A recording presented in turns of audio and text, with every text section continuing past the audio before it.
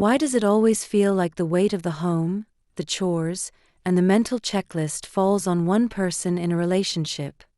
In today's BookLia episode, we explore Fair Play by Eve Rodsky, a revolutionary guide for redistributing domestic responsibilities and restoring equality, respect, and connection in modern relationships. Whether you're married, cohabiting, parenting, or just trying to make a shared life work, this book helps you stop fighting about who does what and start building a partnership where both people thrive. Let's break it down and reclaim our time, sanity, and love. Fair Play was first published in 2019 by Eve Rodsky, a Harvard-trained lawyer and organizational management expert turned advocate for gender equity in the home. The book was born not from theory, but from a breaking point. After having children, Rodsky found herself drowning in invisible labor, keeping track of pediatric appointments, buying birthday gifts, organizing holidays, managing meals, and cleaning up after everyone, all while working a full-time job. She realized she wasn't just exhausted, she was resentful. "I felt like the ghost of my mother, the default parent, the invisible worker, the keeper of the lists." Her husband wasn't lazy, but like many men, he had been raised to believe his job was outside the home, and everything inside it just happened. That's when Rodsky decided to apply project management principles to her marriage. She surveyed hundreds of families, created a card-based system of domestic duties, and uncovered a profound truth. When we don't value unpaid labor, relationships crumble under resentment. Fair Play became a New York Times bestseller, sparking a movement to help partners rebalance their homes, their time, and their emotional bandwidth, so they can show up for each other with more presence and less pressure. Rodsky's system is built around 4 big rules for a fair relationship.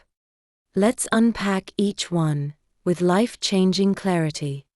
Rule 1: all time is created equal. This is the foundational truth of the book. Rodsky says, we treat a man's time as finite and a woman's time as infinite. Men are encouraged to protect their time, hobbies, rest, career growth. Women are expected to give theirs away, to children, chores, care, emotional labor, often unpaid and unnoticed. But time is time. Whether you're making a PowerPoint at work or scrubbing toilets, your hours matter. Fair Play starts by recognizing both partners' time as equally valuable, and structuring your life that way. If one person has uninterrupted time and the other doesn't, resentment is inevitable. Rule 2: reclaim your unicorn space. Rodsky introduces a beautiful concept, unicorn space. It's the time to pursue what makes you feel alive: creativity, growth, self-expression. In many couples, one partner slowly disappears into roles: mom, wife, caretaker, scheduler. And their identity? Forgotten. But when both people have space to pursue passions, even just for a few hours a week, the entire relationship feels lighter, more joyful, and less transactional. Couple began honoring unicorn hours. Every Saturday morning, she painted while he hiked. Their arguments decreased. Their intimacy returned. Why? Because they were individuals again, not just task managers. Lesson: your joy matters. When you feel fulfilled, you bring more to the relationship. Rule 3: ownership means full ownership. This is where Fair Play gets practical and powerful. Rodsky introduces the idea of the CPE cycle for every task: conception, planning, execution. For example, get birthday gift for child's friend. Most men jump in at execution, buy a gift. Done. But the woman often does conception and planning. She remembers the party, checks the calendar, buys wrapping paper, adds the card, packs the bag. Rodsky says, Unless your partner does all three parts, C, P, and E, it's not true ownership. In fair play, tasks are divided completely, so there's no hand-holding, no micromanaging, and no nagging. Don't just delegate, hand over full responsibility. Trust is built when ownership is clear. Rule 4: play the cards. Don't keep score. Rodsky's breakthrough system uses a deck of 100 domestic task cards, each representing a responsibility: laundry, trash, bedtime, school emails, groceries, etc. Each partner takes cards based on capacity, strengths, and values. And here's the secret. Once the cards are dealt, stop keeping score. No more. I did bedtime 4 times this week. You didn't pack the lunch again. When ownership is clear and respected, scorekeeping fades, and love replaces resentment. A fair system builds trust. A vague one breeds blame. Bonus lessons from fair play.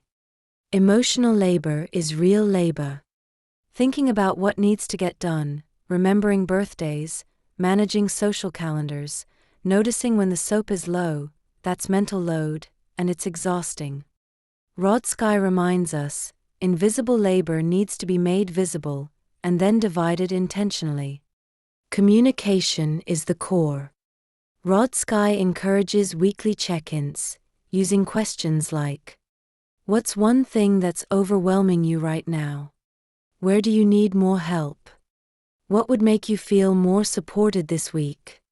These check-ins prevent silent resentment from turning into explosive fights. Not just for parents. While the book includes stories about parenting, fair play applies to any couple who shares a life, space, or long-term vision.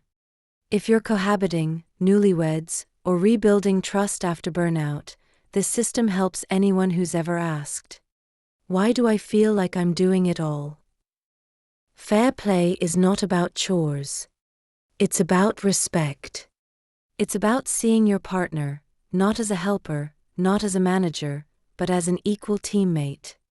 Rodsky teaches us that love isn't just made in the bedroom or the big moments.